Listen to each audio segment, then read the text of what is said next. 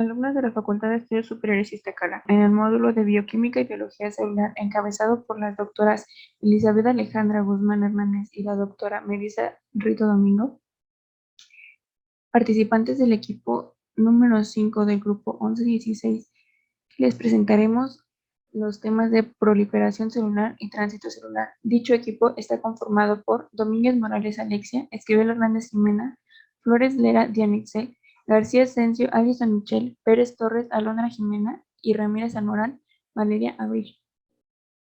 Proliferación celular. A manera de introducción, nosotras queremos presentarles la definición acerca de lo que se refiere a la proliferación celular. La proliferación celular designa el desarrollo de las células. Se realiza a través de la mitosis, un fenómeno en el cual la célula de base se divide y da lugar al nacimiento de dos células hijas idénticas. Yo, Pérez Torres, Alondra Jimena, les expondré de manera más puntual la regulación de las cinasas dependientes de las ciclinas. En primer punto, nosotros debemos de conocer o saber el contexto acerca de lo que estamos hablando. Recordemos un poco. Nosotros sabemos que la célula se considera la unidad básica de la vida. Esta está rodeada por una membrana que contiene tanto lípidos como proteínas. La relación entre las proteínas y lípidos varía con respecto a la identidad de la membrana. Las proteínas de membrana catalizan reacciones químicas mediante el flujo de nutrientes y desechos. Participan en la transmisión de información respecto del ambiente extracelular a varios componentes intracelulares. El proceso de división celular desempeña varios papeles importantes en la vida de un organismo. Permite a los organismos que se reproducen de forma sexual desarrollarse a partir de una sola célula, el óvulo fertilizado o cigoto. Después de que un organismo crece completamente, la división celular se involucra en procesos de renovación y reparación, sustituyendo a las células que mueren por uso y desgaste o por accidentes.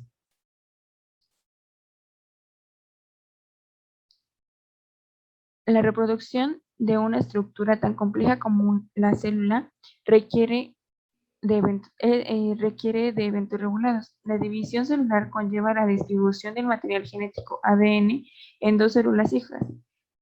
Una célula en condiciones normales es notable debido a la fidelidad con la que el ADN pasa de una generación de células a la siguiente.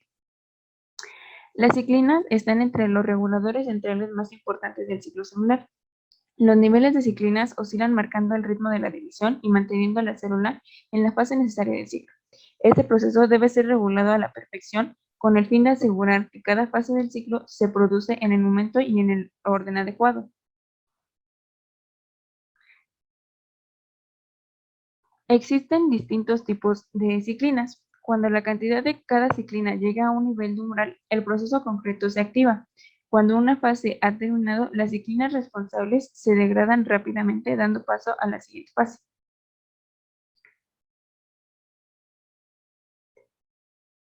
Cuando la cantidad de cada ciclina llega a un nivel de umbral, como ya se los había dicho anteriormente, esta se activa. Las ciclinas son un grupo de proteínas relacionadas y en los seres humanos y en la mayoría de los demás eucariontes existen 4 tipos básicos, los cuales son ciclinas de G1, ciclinas de G1S y ciclinas S y ciclinas de M. Como su nombre lo sugiere, cada ciclina está asociada a una fase de transición o un grupo de fases particular en el ciclo celular y ayuda a impulsar los eventos de esa fase o periodo. Las ciclinas de tipo G1, como sabemos, la fase G1 es la primera fase del ciclo celular en la que existe el crecimiento celular con síntesis de proteínas y de ARN. Comprende el periodo que transcurre entre el fin de la mitosis y el inicio de la síntesis del ADN. Por otro lado, las ciclinas de S es la segunda fase del ciclo celular. En esta se produce la replicación o síntesis del ADN, mientras que las ciclinas de M producen los eventos de la fase M, tales como la descomposición de la envoltura nuclear y la condensación de los cromosomas.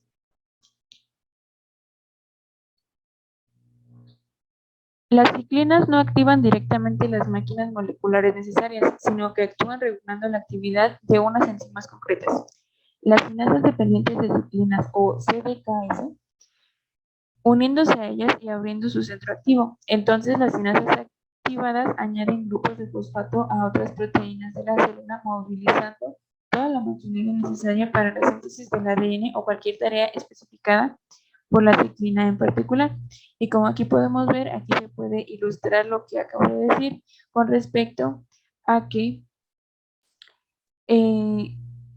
las sinasas activadas añaden grupos fosfato a otras proteínas de la célula, que lo vemos en esta parte de aquí. En otras palabras, o en pocas palabras, las ciclinas dirigen los acontecimientos del ciclo celular mediante la asociación con una familia de enzimas llamadas sinasas dependientes de ciclina. Y también es necesario mencionar que una CDK solitaria es inactiva, pero la unión con una ciclina la activa, la vuelve una enzima funcional y le permite que modifique las proteínas. ¿Cuál es el mecanismo de acción de la ciclina? Pues la ciclina se une a uno de los lados de la hendidura del sitio catalítico de la CDK e induce un cambio conformacional en la estructura terciaria.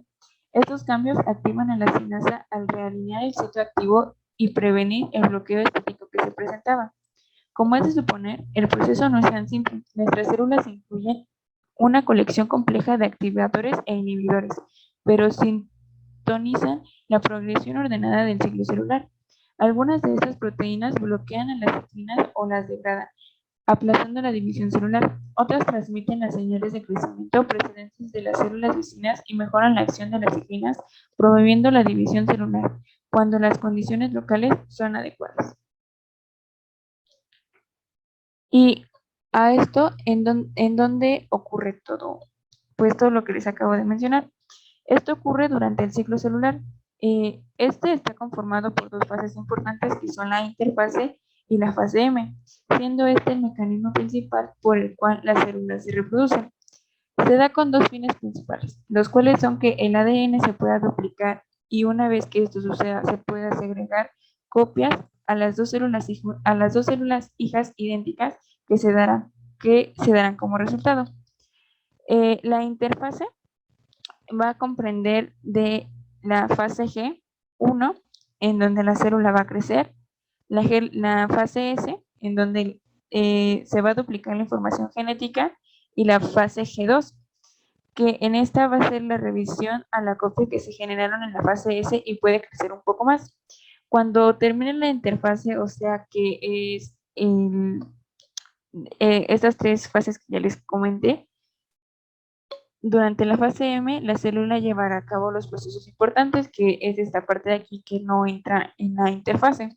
En esta fase va a haber dos acontecimientos, los cuales son la mitosis, que hace referencia a la división y la segregación de la información genética, y la citocinesis, que es la división del citoplasma de dos moléculas hijas.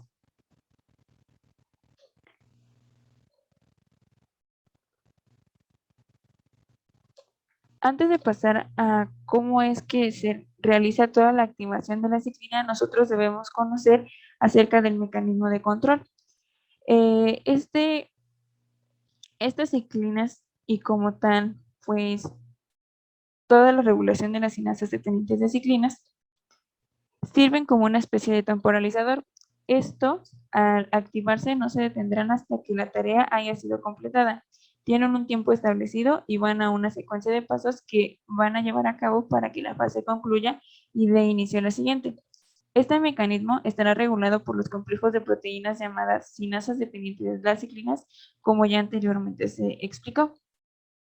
Ahora sí, entrando en temas de activación de las ciclinas, las sinasas dependientes de ciclinas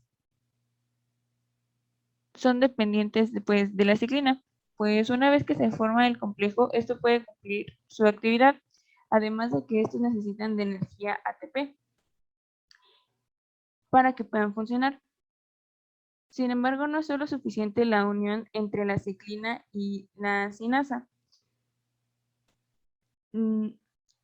Necesitan sinasas activadores de ciclina para que éstas puedan ejercer su función y poder comenzar los procesos dentro del ciclo celular, que a las que me hago referencia respecto a sinasas activadores de ciclina, pues son estas, que las vamos a identificar como CAK. La subunidad catalítica o la que ejerce la función generalmente va a ser la cinasa dependiente de la ciclina y la concentración de estas son constantes durante todo el ciclo, que la vemos en esta parte de aquí. Y la unidad reguladora van a ser las ciclinas, las cuales van a variar su concentración dependiendo de la fase del ciclo celular que se esté realizando.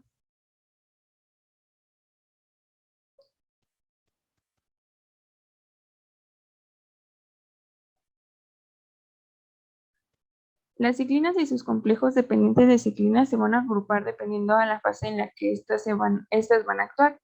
En este caso, como tenemos 4 fases, vamos a tener 4 ciclinas y pues sus respectivas cinasas.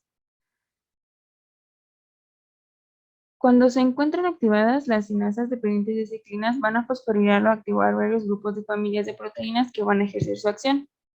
En el caso de la G1, inactivan al familiar de proteínas del retinoblastoma, permitiendo que se den los procesos necesarios para que se complete la fase G. O sea, esta G1 va a actuar sobre la familia RB y por otro lado la G1-S va a actuar también sobre la familia RB. Llamaremos sitio de chequeo o puntos de chequeo al momento en el que la cinasa dependiente de ciclina comience a fosforilar y a activar a los grupos de proteínas. Durante el ciclo celular habrá 3. En cada punto de chequeo, la célula será evaluada para revisar si los procesos anteriores concluyeron adecuadamente y saber si se le va a permitir pasar a la siguiente fase. El primer punto de chequeo ocurre al final de la fase G1, que se encuentra ubicado en esta parte. Al pasarlo, la célula empezará con todo el ciclo celular que llevará al final que llevará finalmente a la producción de 2 células hijas. Para que se logre pasar este punto, es fundamental que las células reciban las señales extracelulares necesarias que le indiquen a la célula que están listas para dividirse. El segundo punto se da al final de la fase G2 y antes de entrar a la fase M. Y este punto recibe el nombre de transición G2M y lo que se revisa aquí es que todo el ADN que se replicó durante la fase S no contenga ningún tipo de error. Y ese lo vamos a encontrar en esta parte de aquí, pues para ser un poco más ilustrativa. Y por último, el tercer punto se encuentra al final de la metafase y al inicio de la anafase. En este punto también se le va a conocer como metafase anafase, pues obviamente gracias a la localización. Y este tiene que responder si todos los cromosomas están unidos a sus microtúbulos cinetocoro. Una vez que la célula entre a cada una de las fases, esto permite que las concentraciones de las ciclinas aumenten y por lo tanto los complejos de cinasas dependientes de ciclina se activen y ejerzan su función durante cada fase del ciclo celular. Y pues aquí podemos ver cómo van aumentando dependiendo la fase en la que estas van a actuar. Por otro lado, ya entrando, hablando más bien un poco más específico acerca de la fase 1, esta la vamos a encontrar, pues más bien la podemos identificar en esta parte del ciclo celular. En esta, la célula debe de tener en cuenta y preguntarse si el ambiente es favorable para su división.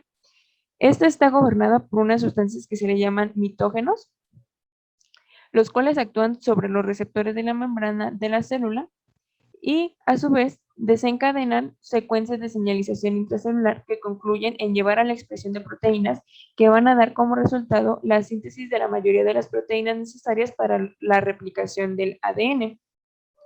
En este caso, o teniendo como base esta imagen de ejemplo, la sustancia mitogénica activa las proteínas acopladas al receptor RAS después de estar en contacto con el receptor de membrana, pues va a activar al receptor RAS y este a su vez va a activar a las MAP sinasas para iniciar los factores de transcripción nuclear que finalmente van a llevar a la síntesis de las proteínas MYC.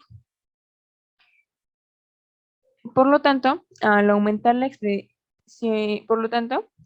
van a aumentar la expresión genética de ciclina C1 para que el complejo de cinasa dependiente de ciclina G1 se active. Es decir, pues todo este proceso va a tener como conclusión que la G1 se active. Una vez que esta se encuentre activada, pues va a hacer referencia al primer punto del control. Al estar activada completamente, va a actuar sobre las proteínas RB del retinoblastoma, o bueno, más bien, sí, RB de retinoblastoma, que son esta parte roja de aquí. Estas RB van a tener un factor de transcripción que se le llama E2F, que este se va a encontrar inactivo. Sin embargo, cuando el RB entra en contacto con la G1 va a fosforilarlo, lo cual tendrá como consecuencia que el EF2 pues se libere y se vuelva activo. Cuando el EF2 se vuelve activo, se une a los genes dentro del núcleo, lo que dará lugar a la transcripción de los genes de la proteína de la fase S y tendrá como consecuencia o como producto la producción de la ciclina C y de la ciclina A para que se activen los complejos de sinasa dependientes de las ciclinas S y de las G1. Y posteriormente se iniciará la síntesis del ADN. Una vez de haber pasado la fase G1 y el primer punto de chequeo, comienza la duplicación del ADN y aunque esta replicación empieza en la fase S, los procesos se inician desde G1. Cada cromosoma tiene puntos de origen que son los únicos en donde podrán iniciar la replicación del ADN y en la fase G1 existen los procesos de preparación para que estos puntos que van a permitir que una vez que empiece la fase S estén complejos, se vuelvan activos y puedan replicar el ADN. Durante la fase CUJ1 existe un complejo que se llama complejo prerelativo. Este complejo proteico contiene a las helicasas que van a permitir que la hembra del ADN se pueda separar e iniciar la síntesis de las copias del ADN. Para que esto se dé, esto debe ser acoplado por un complejo que se llama complejo de reconocimiento, que es este aquí, lo que va a permitir que en la fase de G1 el complejo pre-replicativo esté unido al punto de origen. Una vez que ya inició la fase S y haya pasado el punto de restricción G1, las concentraciones de sinasa dependientes de ciclina pueden liberar varias proteínas iniciadoras que son las que van a permitir que el complejo de helicasa empiece a actuar y las polimerasas empiecen a sintetizar las nuevas copias del ADN. Cuando inicia la fase S, el complejo replicativo se separa de las hebras, lo que evita que se dé la replicación durante otra fase que no sea la fase S. Además, durante la fase S, es necesario mencionar que no solo se va a replicar el ADN, sino también las histonas y otras proteínas de la cromatina. Cuando este proceso no está correctamente regulado o no hay o cuando hay una sobreexpresión de NIC, que es el que se encarga de la inhibición de las proteínas del retinoblastoma, generalmente puede haber una dispersión anormal, lo que puede producir la sobreproducción de NIC, que a su vez puede provocar el cáncer. Cuando esto sucede, hay mecanismos reguladores como la expresión de la proteína ARF, la cual se une a una proteína llamada MDM2, que naturalmente está unida a la P53. Cuando hay una sobreexpresión anormal de MIC, la proteína ARF se va a unir a la proteína MDM2, lo que va a provocar que esta MDM2 se marque. Y una vez que esta está marcada, va a viajar hacia el citoplasma a unos complejos que se les llama protosomas. Y la proteína MDM2 va a ser degradada, lo que dará como consecuencia que el P53 se active. Cuando el P53 esté activo, puede detener el ciclo celular durante la replicación del ADN o puede producir apoptosis si el daño es grande en la célula provocando que la célula se destruya y muera. Es decir, pues cuando esta está activa, detiene el ciclo o simplemente va a destruir a las células. Cuando ocurre un daño en el ADN, se produce normalmente, o bueno, hablando específicamente en el daño generado en la hebra del ADN, generalmente se va a activar un grupo de proteínas que se les llama ATM o ATR, dependiendo de la fase del ciclo celular.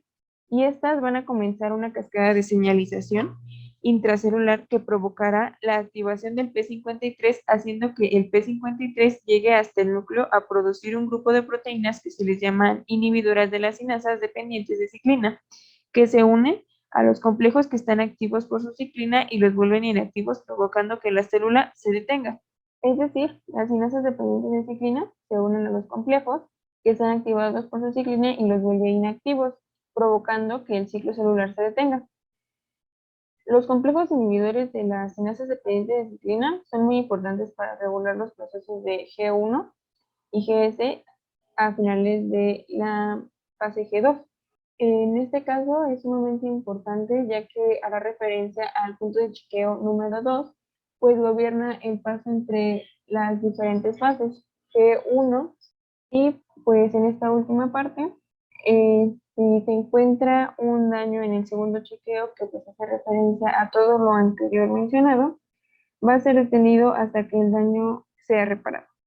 En el control de la replicación del ADN, tenemos que a finales de la fase G2 se obtendrán cromátidas hermanas unidas que se logrará por unos complejos de proteínas que se llaman coesina, que unen a las hermanas en forma de bisagras que generalmente están gobernadas por las cinasas dependientes de ciclina E. Una vez que todo el material genético fue copiado y fue correctamente replicado, entonces la célula podría pasar el punto de restricción G2M e iniciar el proceso de mitosis. La mitosis está regulada por dos procesos esenciales. Toda la información genética se tiene que alinear en el ecuador de la célula, formando una estructura llamada placa metafásica, que va a permitir que todas las cromátidas estén alineadas en el ecuador de la célula para que se pueda dar la división de la información genética. Las proteínas cinasas dependientes de ciclina M, lo que van a fosforilizar son los varios grupos de proteínas, ya sean las proteínas parecidas al polo, que son las responsables del uso mitótico, y las aurora quinasa, que son las responsables del buen ensamble del uso, y que la membrana nuclear se pueda disolver para que los cromosomas se puedan alinear. Cuando la célula alcanza la metafase, para que pueda pasar a la anafase, va a empezar la expresión de un complejo que se le llama complejo promotor de la anafase, que va a disolver la segurina, disolver el uso mitótico y finalmente la citocinesis, que es en esta parte de aquí. Estos complejos de ciclina son activados por dos sistemas que permiten que se inhiban o activan en su totalidad. Tenemos los CDC25 o WEL1, que van a en el caso del WEL1 va a permitir que al inicio de la mitosis inactiva el efecto de las cinasas dependientes de ciclinas al agregarle un grupo fosfato. Y una vez que la mitosis tiene que comenzar los procesos de formación de uso, las fosfatasas CDC25 le va a quitar este grupo fosfato y hace que el complejo cinasa dependiente de ciclina se complemente, sea completamente activo para que se den todos los procesos entre la profase y la metafase. Soy Alexia y les voy a hablar acerca de la mitosis. Antes de llegar a esta fase de mitosis tenemos una interfase. Esto se va a encargar de preparar a la célula para llegar a la mitosis y tiene tres subfases. Las dos primeras es G1 y G2, en las cuales la célula crece y hace funciones dependiendo del tipo de célula que ésta sea. Y la subfase S, que es de síntesis, en la cual se duplica el material genético y los centrosomas. Para poder entender esto, hay que saber que la mitosis es un tipo de división celular en la cual una célula madre se va a dividir y va a producir dos nuevas células. Estas son conocidas como células hijas y su principal característica es que son genéticamente idénticas entre sí. La cantidad de fases va a depender del autor que leamos, sin embargo, yo les voy a explicar 5, que son la profase, la prometafase, la metafase, anafase y telofase. Para que esto sea más fácil de aprender, hay una mnemotecnia que es PMAT, que es esta que está aquí. Vamos a empezar con la profase, que es la primera fase de la mitosis. Pro significa antes, esto es lo clave, y va a iniciar en el momento en el que las largas hebras de cromatina van a empezar un proceso de condensación. El proceso de condensación nosotros lo vamos a ver como un enrollamiento. Esto va a hacer a las cromatinas más gruesas y más cortas. Una vez que se ha producido esta condensación, la cromatina va a cambiar de nombre y se va a llamar cromosoma. Cuando inicia la profase, vamos a tener dos subfases. La primera es la profase temprana.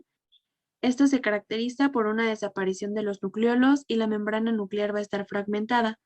Cuando esta termina, vamos a pasar a la profase tardía. Esto se caracteriza porque ya no se pueden observar los nucleolos y la membrana nuclear va a estar desintegrada.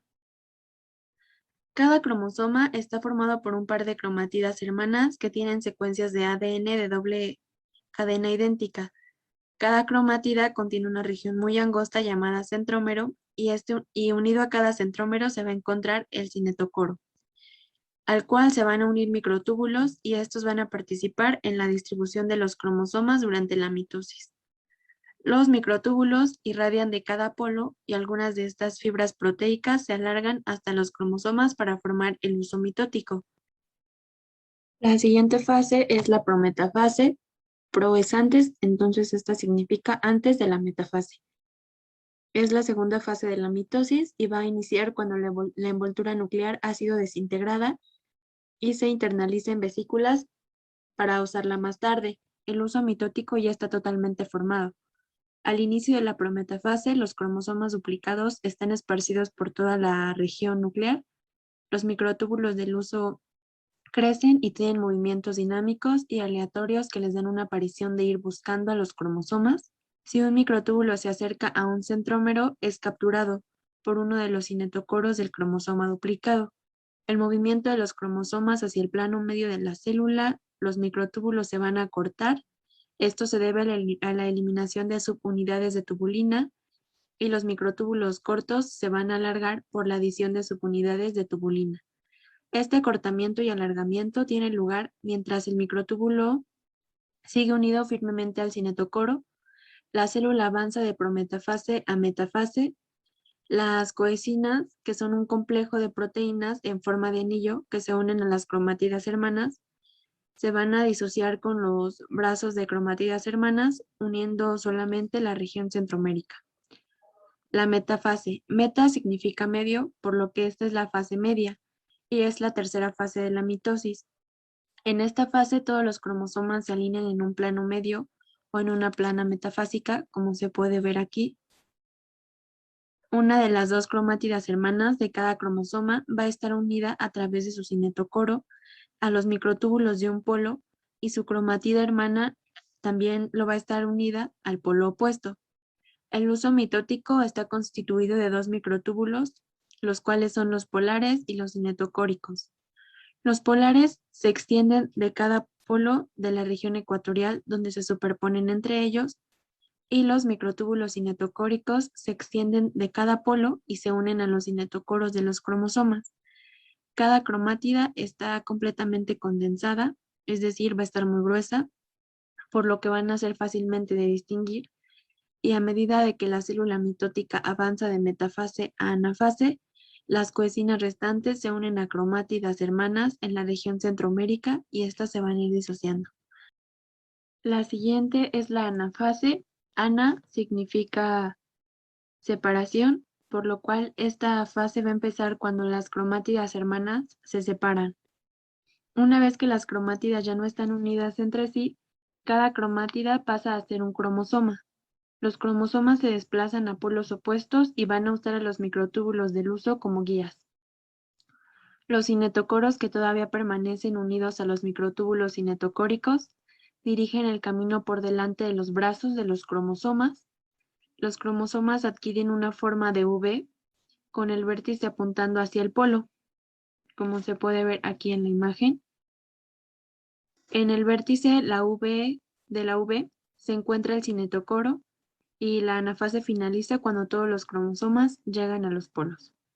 La siguiente es la telofase. Telo significa final, por lo cual es la última fase de la mitosis. Al inicio de esta fase, los cromosomas ya han llegado a sus respectivos polos. Es la etapa final y esta fase se caracteriza por el retorno a las condiciones de la interfase, es decir, los cromosomas se van a condensar mediante un desenrollamiento y ya no se llamarían cromosomas. Nuevamente se van a llamar cromatina. Se van a formar una nueva envoltura nuclear alrededor de cada cromatina, dando origen a dos nuevos núcleos. Las dos nuevas envolturas nucleares se forman con las pequeñas vesículas procedentes de la envoltura nuclear que fueron desintegradas durante la profase. Los microtúbulos del uso mitótico van a desaparecer y los nucleolos se reorganizan y vuelven a ser visibles. Cada célula hija va a recibir el mismo número de cromosomas de la célula progenitora. Si se presenta una disfunción, es decir, una falla en la mitosis, entonces una célula va a recibir menos cromosomas o más cromosomas que el número habitual en su especie. La célula resultante puede presentar anomalías marcadas y a veces puede ser incapaz de sobrevivir. Y también tenemos la citocinesis, que es la división del citoplasma para originar las dos células hijas. La citocinesis normalmente va a iniciar antes de finalizar la mitosis. Inicia con la formación de un anillo contráctil de actiniosina unido a la membrana plasmática, rodeando una célula en su región ecuatorial y perpendicularmente al uso mitótico. El anillo se va a contraer y va a formar un surco de división que se profundiza de manera gradual y que finalmente separa el citoplasma en dos células hijas y cada una de ellas con un núcleo completo. Buenas tardes, compañeros. Mi nombre es Valeria Abril Ramírez Almorán y yo les voy a hablar acerca de la meiosis. La meiosis, bueno, su término significa hacer más pequeño. Y la meiosis es un proceso que reduce el número de cromosomas a la mitad. Los ciclos vitales sexuales en los eucariontes requieren la meiosis. La reproducción sexual implica la fusión de dos células sexuales, los gametos, para formar un cigoto.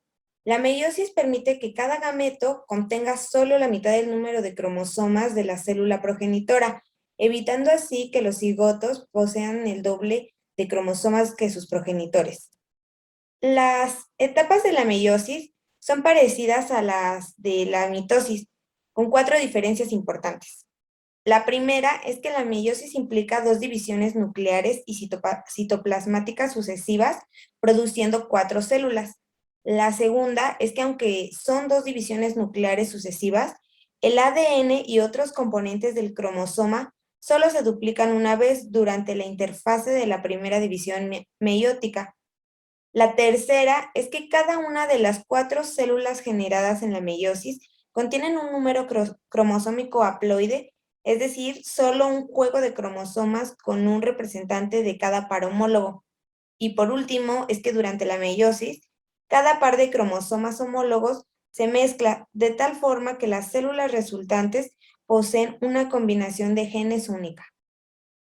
Bueno, en la meiosis, una célula realiza dos divisiones celulares y citoplasmáticas que van a ser conocidas como primera división meiótica o meiosis 1 y segunda división meiótica o meiosis 2.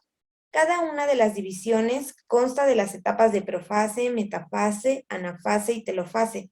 Durante la meiosis 1, los miembros de cada par de cromosoma homólogos se unen primero y se separan después, para desplazarse a núcleos distintos. En la meiosis 2, las cromátidas hermanas que forman cada uno de los cromosomas duplicados se separan entre ellas y se distribuyen en núcleos diferentes. Bueno, voy a empezar con la meiosis 1 y su primera etapa va a ser la profase 1. Al igual que en la mitosis, los cromosomas se duplican durante la fase S de la interfase antes de que inicie la meiosis. Durante la profase 1, cada cromosoma duplicado presenta dos cromátidas unidas entre sí por cohesinas. Los cromosomas homólogos se acomodan uno al lado del otro en toda su longitud, y a este proceso se le va a llamar sinapsis, que también es conocido como unión, o que significa unión. Bueno, en este ejemplo, como el número diploide es 4, la sinapsis genera dos pares homólogos. Un miembro de cada par homólogo se denomina homólogo materno, ya que fue heredado del progenitor hembra durante la formación del cigoto. El otro miembro del par homólogo es el homólogo paterno, porque fue heredado del progenitor macho. Como cada cromosoma se duplicó durante la interfase y ahora posee 2 cromatidas, por lo tanto la sinapsis es la asociación de 4 cromatidas. Esta asociación resultante la vamos a conocer como tetrada. El número de tetradas por profase 1 es igual al número haploide de cromosomas. Los cromosomas homólogos se asocian estrechamente durante la sinapsis y mientras se mantienen unidos los cromosomas homólogos se efectúa el entrecruzamiento de los cromosomas, un proceso en el que las enzimas rompen y reúnen las moléculas de ADN, permitiendo que los cromosomas homólogos apareados intercambien el material genético, el ADN. El entrecruzamiento produce nuevas combinaciones de genes y la recombinación genética durante el entrecruzamiento incrementa una considerable variación genética, que sería una nueva combinación de rasgos entre la descendencia obtenida por la reproducción sexual. Además de los procesos únicos de la sinapsis y el entrecruzamiento durante la profase 1, se realizan procesos similares a los de la profase mitótica, donde se forma un uso constituido de microtúbulos y otros componentes. En las células animales, un par de centriolos se desplaza a cada polo y se forman los microtúbulos astrales. La envoltura nuclear desaparece de la profase 1 tardía y es posible observar cuando vemos a través de un microscopio la formación de las tetradas. Durante la profase 1 tardía, los cromosomas homólogos se unen entre sí solo en determinadas regiones llamadas quiasmas. Las quiasmas muestran el lugar donde se efectúa el entrecruzamiento y estas tienen forma de X. Aquí les voy a hablar de la metafase 1. Durante la metafase 1, los pares de cromosomas homólogos se separan de las tetradas y se alinean en el plano metafásico o ecuatorial. Los dos cinetecoros, hermanos de un cromosoma duplicado, están unidos a un mismo polo mediante fibras del huso, mientras que los cinetocoros, hermanos del otro cromosoma homólogo, están unidos al polo opuesto. A diferencia de la mitosis, en que los cinetocoros hermanos están unidos a polos opuestos. Aquí en la anafase 1, o durante la anafase 1, los cromosomas homólogos se van a desplazar a polos opuestos, adquiriendo una forma de V con el cinetocoro en el vértice de la V.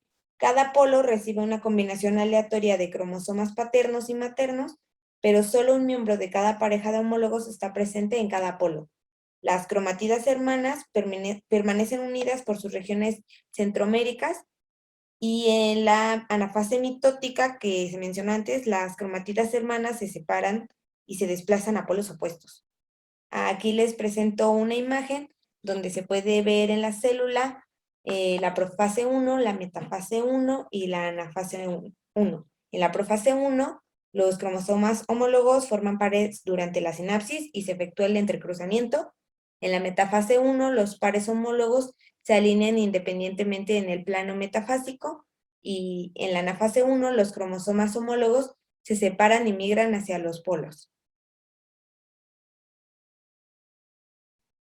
En la telofase 1, las cromatidas se descondensan, la envoltura nuclear se reorganiza y van a reaparecer los nucleolos.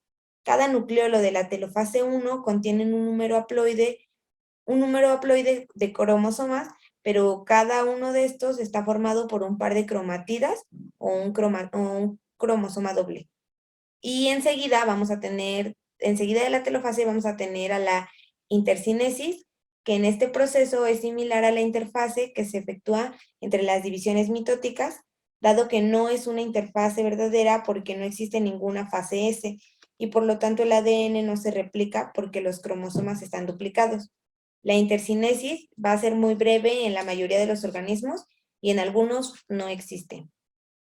Aquí les presento cómo se puede ver la telofase 1, donde las células hijas tienen un cromosoma de cada par homólogo, y continúa la intercinesis, donde los cromosomas todavía consisten en 2 cromatidas. Aquí voy a empezar con la segunda parte, que es la meiosis 2. La profase 2 es muy parecida en muchos aspectos a la profase mitótica. No se forman pares de cromosomas homólogos. Bueno, de hecho, solo un miembro de cada par está presente en el núcleo. Bueno, aquí se puede ver en la imagen. En la metafase 2, los cromosomas se alinean en los planos medios de las células y los cromosomas se van a colocar en grupos de 2, como es también en la metafase mitótica. En la anafase 2, las cromatidas unidas a las fibras del huso por sus cinetocoros se separan y se mueven hacia polos opuestos, tal como sucede igual en la anafase mitótica. Al igual que en la mitosis, cada cromatida se va a llamar cromosoma. Aquí les puedo presentar una imagen donde se puede ver la profase 2, la metafase 2 y la anafase 2. La telofase 2, durante esta va a haber un miembro de cada par de cromosomas homólogos en cada polo. Cada uno es un cromosoma no duplicado, que sería un cromosoma sencillo. Las envolturas nucleares se reensamblan, el cromosoma se alarga gradualmente para formar las hebras delgadas de cromatina y reaparecen los nucleolos. Y enseguida se va a efectuar la citocinesis. Las dos divisiones sucesivas de la meiosis dan lugar a 4 núcleos haploides que contienen un cromosoma de cada tipo. Cada célula haploide resultante tiene una combinación genética distinta. Esto es debido a que se intercambian fragmentos de ADN entre los homólogos maternos y paternos durante el entrecruzamiento. Además, durante la meiosis, los cromosomas paternos y maternos de pares homólogos se separan independientemente. Los cromosomas se mezclan de tal manera que un miembro de cada par se distribuye al azar en uno de los polos de la anafase 1. Y aquí igual les presento una imagen donde se puede ver la telofase 2 y las células hijas.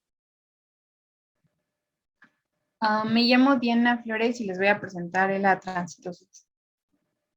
La transitosis es el conjunto de fenómenos que van a permitir a una sustancia atravesar todo el citoplasma celular de un polo a otro de la célula. Esto implica el doble proceso, endocitosis, exocitosis. Durante la transitosis, las moléculas son transportadas por medio de endocitosis, mediado por algún receptor molecular. La vesícula membranosa migra por las fibras de microtúbulos que componen el citoesqueleto y en el lado opuesto del epitelio. El contenido de la vesícula es liberada por exocitosis. En las células endoteliales, la transitosis es un mecanismo muy indispensable. La transitosis fue postulada en 1950 por Pallade, mientras él estudiaba la permeabilidad de los capilares, en donde describe una población resaltante de vesículas. Posteriormente, ese tipo de transporte fue descubierto en vasos sanguíneos presentes en el músculo estriado y cardíaco. El término de transitosis lo nombró el doctor Simionescu junto a su grupo de trabajo para describir el paso de moléculas desde la cara luminal de las células endoteliales de los capilares hacia el espacio intersticial de vesículas membranosas. La transitosis es una estrategia usada por los organismos pluricelulares para el movimiento selectivo de materiales entre dos ambientes, sin alterar la composición de estos mismos. Este mecanismo de transporte involucra las siguientes etapas. En primer lugar, la molécula se va a unir a un receptor específico que puede encontrarse en la superficie apical o basal de las células. Seguidamente ocurre el proceso de endocitosis a través de las vesículas cubiertas. En tercer lugar, va a ocurrir el tránsito intracelular de la vesícula a la superficie opuesta, en donde va a ser internalizado. Y bueno, el proceso va a finalizar con la exocitosis de la molécula transportada. Van a existir dos tipos de transitosis, dependiendo de la molécula involucrada en el proceso. Una es la clatrina, que es una molécula de naturaleza proteica que participa en el tráfico de las vesículas dentro de las células. Y tenemos a la caveolina, que es una proteína integral presente en las estructuras específicas llamadas caveolas. El primer tipo de transporte, o sea, la clatrina, consiste en un tipo de transporte altamente específico, porque esta proteína tiene afinidad elevada por ciertos receptores que se unen a ligandos. La proteína participa en el proceso de estabilización de la investigación que produce la vesícula membranosa. El segundo tipo de transporte, que es mediado por la molécula de caveolina, va a ser indispensable en el transporte de la albúmina, hormonas y ácidos grasos. Estas vesículas formadas son menos específicas que las del grupo anterior.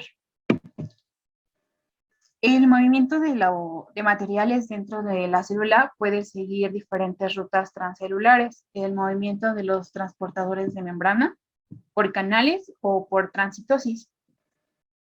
Este fenómeno pues es una combinación de procesos de endocitosis, transportes de vesículas a través de las células y exocitosis. Y bueno, estos los vamos a explicar a continuación. Bueno, yo soy García Asensio Alison Michelle y les voy a hablar sobre el transporte mediante vesículas. Primero, ¿qué es una vesícula? Pues son organelos que forman un compartimento separado del citoplasma por una membrana, la bicapa lipídica. En general, la función de ellas es almacenar, transportar o dirigir productos y residuos celulares. Son herramientas fundamentales de la célula para la organización del metabolismo. Muchas vesículas se originan desde el aparato de Golgi o también pueden venir de los retículos endoplasmáticos o se forman a partir de las partes de la membrana plasmática. En la formación de la vesícula, para poder formar una vesícula funcional es necesario herramientas moleculares.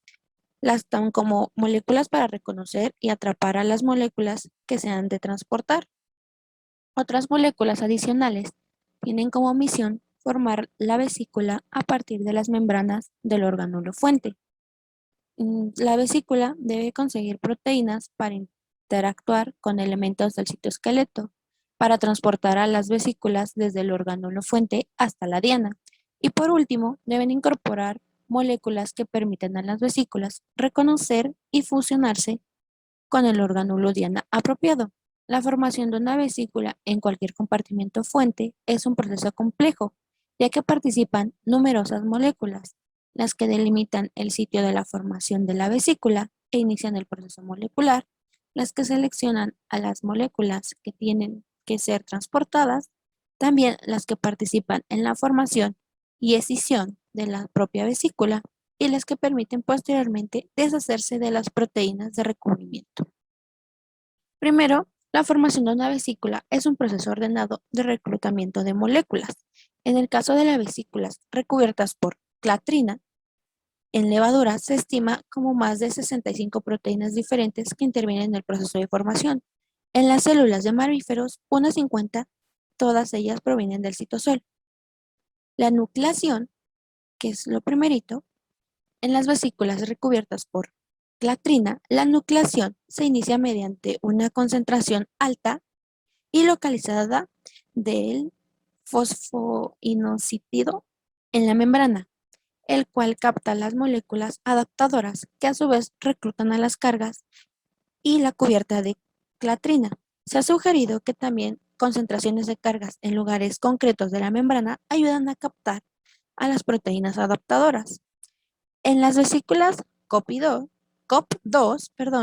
la nucleación se produce mediante el reclutamiento de proteínas GTPase-SAR a la membrana del orgánulo fuente. Cuando las moléculas SAR son activadas en la membrana del orgánulo fuente, se encarga de reclutar a otras proteínas encargadas de seleccionar de manera específica a las cargas y a las proteínas que formarán la cubierta. Hay regiones en las membranas del compartimento fuente que favorecen esta nucleación, como las zonas de transición del retículo endoplasmático. También veremos las cargas. En una vesícula se pueden viajar de tres maneras, como proteína transmembrana, como ligado unido a un receptor o como molécula disuelta en el contenido de la vesícula. Las proteínas adaptadoras son capaces de reconocer secuencias de señal en los dominios citosólicos de las proteínas transmembrana. Algunas de ellas reconocen a su vez a las proteínas interior del organulo fuente que debe ser transportadas. Otra forma de seleccionar moléculas para incorporarse en una vesícula es por la unión de los dominios transmembrana de la proteína.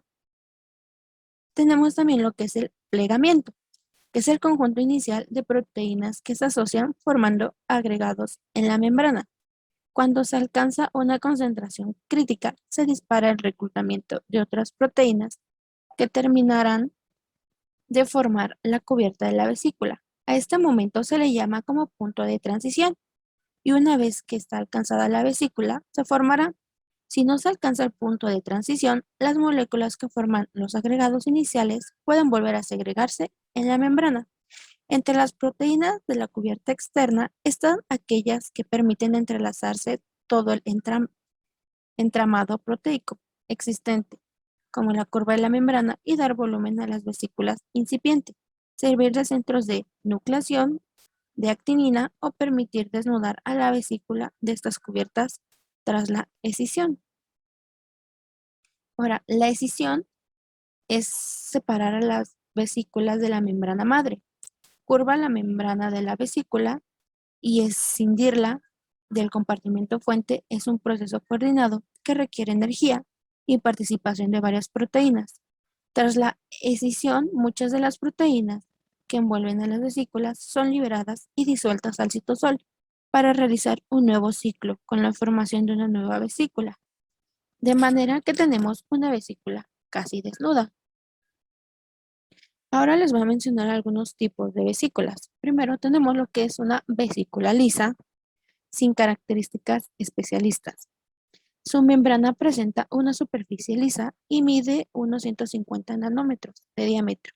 Se observa en la endocitosis inespecífica de moléculas proteicas y otras sustancias de tamaño no superior a 150 nanómetros, incluido algunos virus. Tenemos los macropinocitosis, que es la incorporación de grandes solutos en la formación de grandes vesículas. Es de 200 a 1000 nanómetros y las caveolas, identificadas en los endotelios, y algunas suelen verse conectadas a la membrana y tienen forma de matraz. Miden entre 50 y 80 nanómetros y están revestidas por la proteína caveolina, que parece ser una proteína integrada de membrana. Se forma en los dominios o balsas lipídicas de la membrana, donde están los receptores de estas señales. También están las vesículas de transitosis. Bueno, esto es un proceso muy frecuente en las células endoteliares para el transporte de sustancias del exterior a la luz del vaso sanguíneo o viceversa. Se producen mediante vesículas aparentemente lisas. Su membrana se dispone proteínas asociadas a la transitosis que pueden interaccionar con su receptor en la membrana diana. En los fibroblastos ocurre también un proceso de transitosis que parecen estar relacionados con el desplazamiento celular. La endocitosis se produce en toda la membrana, pero la reposición de membrana solo tiene lugar en la zona hacia donde se desplaza la célula. Bueno, de aquí tenemos las vesículas recubiertas de clatrina. Es una proteína que configura sobre la membrana de la vesícula una estructura poligonal. Cada molécula de clatrina se dispone formando un trisquelión, que es un complejo de 3 vasos. Cada uno tiene 3 dominios rectos que forman ángulos, compuestos por 3 polipéptidos mayores y 3 menores. Una vesícula recubierta por clatrina tiene al menos 36 trisqueliones organizados en 12 pentágonos y 8 hexágonos. Entre el revestimiento de clatrina y la membrana de la vesícula se encuentran unas proteínas denominadas adaptinas, que sirven para el ensamblaje de los tricosqueliones. Estas partículas se unen por su parte a los extremos globulares distales de los trisqueliones, promoviendo su ensamblaje, y por otra a las colas de los receptores específicos de las moléculas.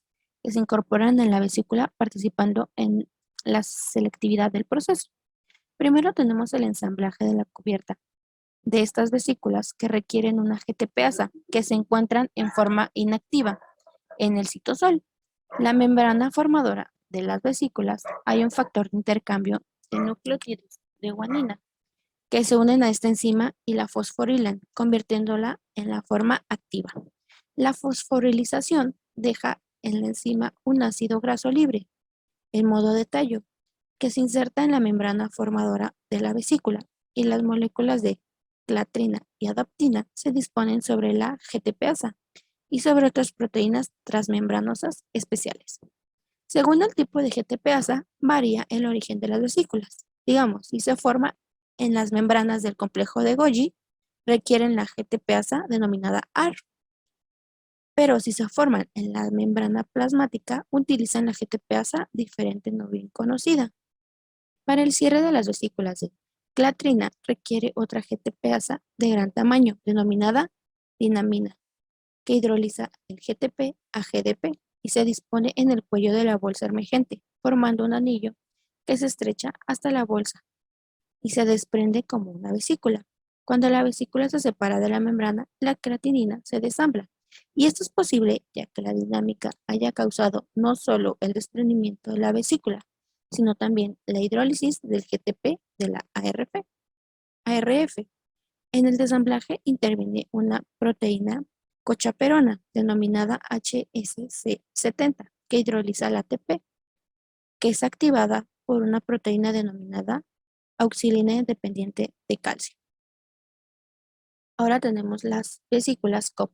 Son las que constituyen la secreción constitutiva y las que transitan de los endosomas tempranos a los tardíos.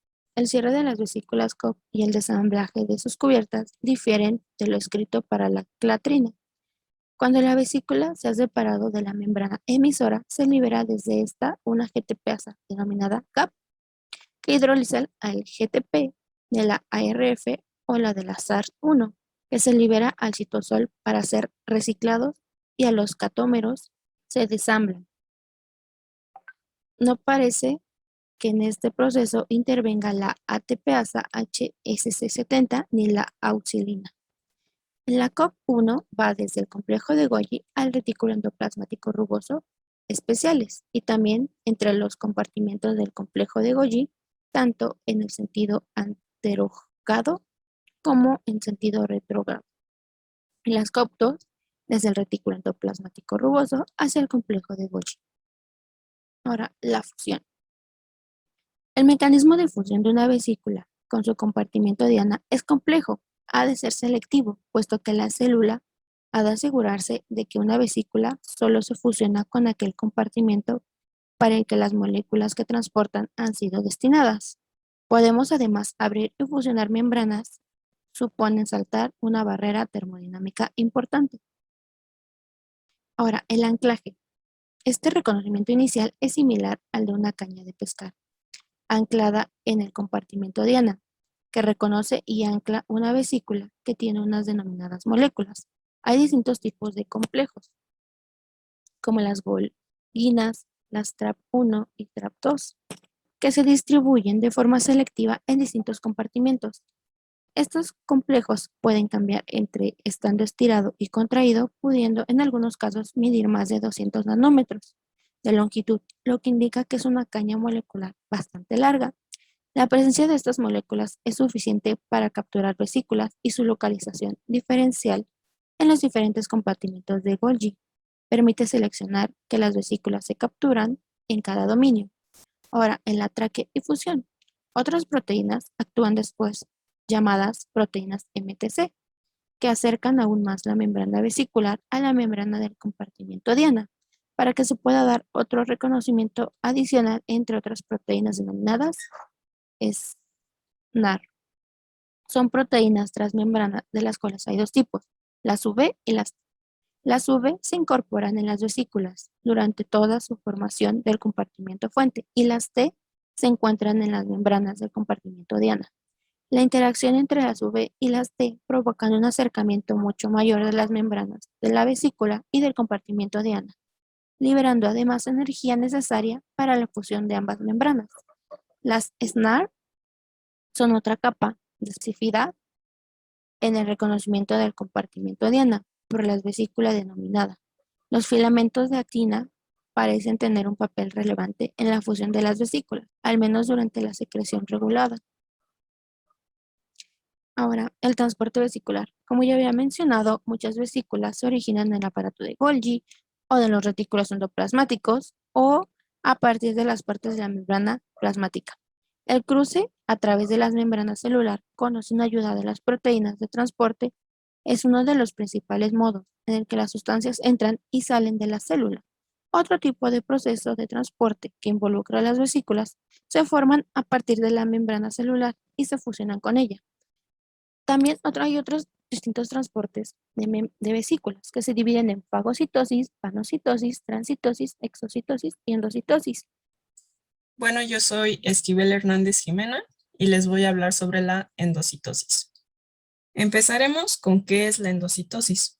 La endocitosis es el proceso que permite que la célula incorpore moléculas y partículas a su interior y se asocia con la formación de vesículas por invaginación de la membrana celular. La proteína mejor conocida que interacciona con la membrana plasmática en la formación de estas vesículas es la clatrina, por lo que la endocitosis también se clasifica en clatrina dependiente y clatrina independiente. Y bueno, la captación de macromoléculas y líquidos durante la endocitosis depende de 3 mecanismos diferentes, que son la pinocitosis, la fagocitosis y la endocitosis mediada por receptores. Empezaremos con la pinocitosis, que es la incorporación de líquido y de pequeñas moléculas proteicas a través de vesículas que en general suelen tener un diámetro inferior a los 150 nanómetros. Prácticamente todas las células del organismo realizan pinocitosis y es un proceso constitutivo que comprende la formación dinámica continua de vesículas en la superficie celular, es decir, es un proceso de constante producción. A la izquierda, en la imagen A, podemos ver la formación dinámica de las vesículas en la superficie celular. Primero, las sustancias que sufrirán pinocitosis, como proteínas solubles, van a entrar en contacto con la superficie extracelular de la membrana plasmática. Y ya en la superficie se va a producir una invaginación y luego esta porción invaginada de la membrana va a perder su conexión con la superficie y se va a convertir en la vesícula pinocítica al interior de la célula. Y bueno, a la derecha, en la imagen B, vemos una microfotografía electrónica de las células epiteliales de un vaso sanguíneo. En el citoplasma de esta pueden verse muchas vesículas pinocíticas, que son los puntitos blancos que señalan las flechitas negras. Bueno, ahora pasemos a la fagocitosis. La fagocitosis es la eliminación de partículas grandes, como bacterias, detritos celulares y otros materiales extraños, mediante la formación de vesículas que son llamadas fagosomas. Este proceso de fagocitosis no necesita clatrina para la formación de los fagosomas, por lo que es un proceso clatrina independiente. La fagocitosis está a cargo de un grupo especializado de células pertenecientes al sistema fagocítico mononuclear.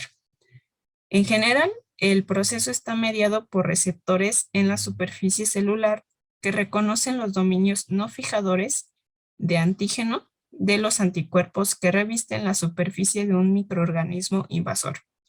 Por otra parte, los materiales no biológicos inhalados, como lo pueden ser partículas de carbón, polvos inorgánicos y fibras de asbesto, al igual que los detritos biológicos, como los que se producen por la inflamación y la cicatrización de heridas, son, digamos que, secuestrados por las células del sistema fagocítico mononuclear, sin la participación de los receptores Fc. Del lado izquierdo, vemos los pasos en la fagocitosis de una partícula grande, que es una bacteria que murió gracias a la respuesta inmunitaria. Esta está rodeada por anticuerpos unidos a los antígenos de su superficie, mientras que en la superficie de la membrana de las células fagocíticas, los receptores Fc van a reconocer esta misma porción de los anticuerpos y se generan los denominados pseudópodos. Estos pseudópodos rodean a la partícula y van a conducir a la formación de un fagosoma. Luego, el fagosoma va a madurar gracias a las enzimas lisosómicas y se convertirá en un lisosoma que dirige el contenido fagocitado. Ahora, del lado derecho, en la imagen B, podemos ver el mismo proceso de fagocitosis, pero ahora con materiales no biológicos. Como ya había mencionado antes, partículas de carbón, polvos inorgánicos y fibras de asbesto que se inhalan, al igual que los detritos celulares como producto de la inflamación. Aunque en este caso, a diferencia de la imagen anterior, en la que se trataba de una bacteria, aquí no va a haber la intervención de anticuerpos ni de receptores Fc, sino que estas partículas se unen a múltiples receptores de la membrana plasmática y cuando entran a la célula ocurre exactamente lo mismo para la formación del fagosoma. Por último, les hablaré de la endocitosis mediada por receptores. Esta permite la entrada de moléculas específicas en la célula. Es un mecanismo en el cual los receptores para moléculas específicas, llamados receptores de carga, se acumulan en regiones bien definidas de la membrana celular. Estas regiones se convierten en las llamadas fositas con cubierta, que son una aglomeración de las moléculas de clatrina en la superficie citoplasmática de la membrana celular. Los receptores de carga reconocen y fijan moléculas específicas que entran en contacto con la membrana plasmática. Luego, las moléculas de clatrina se agrupan para formar una tipo jaula, similar a una canastita, que contribuye a cambiar la forma de la membrana para que se produzca una invaginación. La clatrina interacciona con el receptor de carga a través de otro complejo proteico de cubierta, que es la adaptina. Esta desempeña un papel decisivo en la selección de las moléculas de carga que son adecuadas para ser transportadas hacia el interior de la célula, siendo así que las proteínas de carga seleccionadas y sus receptores se llevan desde el espacio extracelular hacia la luz de una vesícula en formación. Luego, la GTPasa, llamada dinamina, es el mediador en la liberación de las vesículas con cubierta de clatrina que están en formación desde la membrana plasmática. Las vesículas que se forman como resultado de la endocitosis mediada por receptores se conocen como vesículas con cubierta y el proceso en sí recibe el nombre de endocitosis clatrina dependiente. En la imagen podemos ver los pasos de la endocitosis mediada por receptores. Primero, los receptores reconocen y fijan las moléculas específicas que entran en contacto con la membrana plasmática. Gracias a la adaptina, son reconocidos los complejos molécula-receptor. Esta proteína selecciona y reúne los complejos adecuados en regiones específicas de la membrana para que sean transportados al interior de la célula. Después, las moléculas de clatrina se unen al complejo adaptina-receptor-molécula y se organizan formando una depresión poco profunda que es llamada fosita con cubierta. Y bueno, esta interacción de la clatrina determina que la membrana se invagine aún más para formar una depresión más profunda, que luego se desprende de la membrana por acción del complejo proteico de la dinamina y se convierte en una vesícula con cubierta. Y así es como las proteínas de carga seleccionadas y sus receptores pasan desde el espacio extracelular hacia el interior de una vesícula con cubierta en formación. Después de que ya se invaginó la membrana y se formó la vesícula, las proteínas de la cubierta se separan. Por último, la vesícula sigue su camino hacia algún orgánulo citoplasmático con el que se puede fusionar. Y ese sería el final de la endocitosis. Yo me llamo Flores Lega Diana Isel y les voy a presentar exocitosis. Una gran variedad de moléculas que son producidas por la célula para su exportación van a ser enviadas desde el sitio en el que se forman hacia el aparato de Golgi. Y el paso siguiente comprende la clasificación y el envasado del producto de secreción en vesículas de transporte, cuyo destino es fusionarse con la membrana plasmática en un proceso conocido como exocitosis. En la superficie de estas vesículas hay proteínas específicas, por ejemplo, coatómeros como COP1 y COP2, que median sus movimientos y efectivizan el transporte vesicular intracelular. Las moléculas que viajan por esta ruta con frecuencia sufren modificaciones químicas, por ejemplo, glucosilación, sulfatación, mientras atraviesan compartimentos celulares diferentes. La membrana que se añade a la membrana plasmática con la exocitosis retorna al comportamiento citoplasmático mediante un proceso de endocitosis. Hay dos mecanismos generales de la exocitosis, el mecanismo constitutivo y el mecanismo de secreción regulada. En el mecanismo constitutivo, que está del lado izquierdo de la imagen, las sustancias destinadas a la exportación van a ser enviadas en forma continua hacia la membrana plasmática en vesículas de transporte. Y las proteínas que abandonan las células mediante este proceso van a ser secretadas inmediatamente después de la síntesis y salen del aparato de Golgi. Este mecanismo está presente en algún grado de todas las células. Cabe destacar que el MET permite comprobar que estas células carecen de gránulos de secreción. Del lado derecho, en el mecanismo de secreción regulada, las células especializadas como las células endocrinas, exócrinas y las neuronas concentran las proteínas de secreción y las almacenan temporalmente en vesículas secretoras dentro del citoplasma. En este caso, para que se produzca la secreción, se tiene que activar un mecanismo regulador, por ejemplo, un estímulo hormonal o uno nervioso, como sucede en la liberación de los gránulos de simógeno por las células principales de la mucosa gástrica o por las células acinosas del páncreas.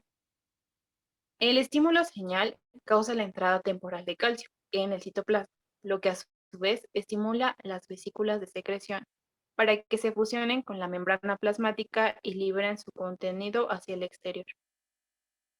Además de estos mecanismos de excreción, las proteínas pueden ser transportadas entre el aparato de Golgi y otros orgánulos por la vía endosómica.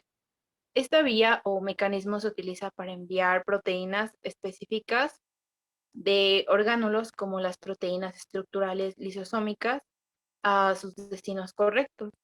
Algo que me pareció importante es que la orientación precisa de las vesículas hacia el compartimiento celular adecuado está bajo el control inicial de las proteínas de acoplamiento y la especificidad está asegurada por interacciones entre proteínas S-NAR. En la imagen que tenemos de la derecha, tenemos el diagrama que ilustra los dos mecanismos de la exocitosis. Aquí las proteínas de secreción se sintetizan en el retículo endoplasmático rugoso. Después de su modificación transduccional inicial, se envían al aparato de Golgi en vesículas con cubierta de COP2. Luego de su modificación adicional en el aparato de Golgi, su clasificación y su envasado, el producto final de secreción se transporta hacia la membrana plasmática en vesículas que se forman en la red trans-Golgi. Hay que observar que entre las cisternas de Golgi ocurre un transporte retrógrado que está mediado por vesículas con cubierta de COP1. Aquí se están describiendo dos mecanismos de exocitosis distintos. Las flechas azules nos van a señalar el mecanismo constitutivo por el cual las proteínas abandonan la célula de inmediato después de la síntesis. En las células que se usan este procedimiento casi no se acumulan producto de secreción y por lo tanto son pocas las vesículas que se ven en el citoplasma. Ahora bien, las flechas rojas indican el mecanismo regulado por el cual la secreción de las proteínas está regulada por los estímulos hormonales o nerviosos. En las células se utiliza este mecanismo, como la de los acinos pancreáticos, las proteínas de secreción se concentran y almacenan temporalmente en vesículas dentro del citoplasma.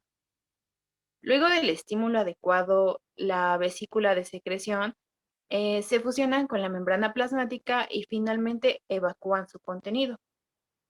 Del otro lado tenemos una microfotografía de las células secretoras del páncreas. Observemos que la región apical de las células está repleta de vesículas de secreción con contenido de proteínas lisas para ser secretadas. Las vesículas neoformadas que brotan de la membrana donante, como la membrana celular o la membrana de una cisterna de Golgi, pueden fusionarse con varias membranas diana posibles dentro de la célula. Poco después de brotar y desprenderse de su cubierta de clatrina, una vesícula tiene que orientarse hacia el comportamiento celular adecuado. El mecanismo de orientación puede equiparse, por ejemplo, con un chofer de taxi de una gran ciudad que lleva con éxito al pasajero a la dirección correcta. En la célula, la dirección correcta es reconocida por un RAP GTPase, unida a la membrana de la vesícula migrante. La RAP GTPasa interacciona con proteínas de amarre ubicadas en la membrana diana. Esta interacción inicial permite el reconocimiento de la vesícula y recluta la cantidad necesaria de proteínas de amarre para el acoplamiento de la vesícula que llega. El complejo de acoplamiento entre RAP-GTPasa y su receptor inmoviliza la vesícula cerca de la membrana diana, como se muestra en la imagen. Para asegurar la orientación precisa, cada vesícula contiene una proteína de membrana específica de vesícula llamada VSNARE. La membrana diana también contiene una proteína de membrana específica, la TS-NARE, que interacciona con la VSNARE para formar el complejo cis-NARE. Las proteínas SNARE conforman una familia de proteínas transmembrana, cuyos miembros fueron agrupados originalmente según estuvieran ubicados en la membrana diana. Estas proteínas garantizan la especificidad de la interacción entre una vesícula particular y su membrana diana, y también promueven la fusión de las membranas que sigue inmediatamente a la formación de los complejos cis-NARE. Y bueno, eso fue todo por nuestra parte. Muchísimas gracias por la atención.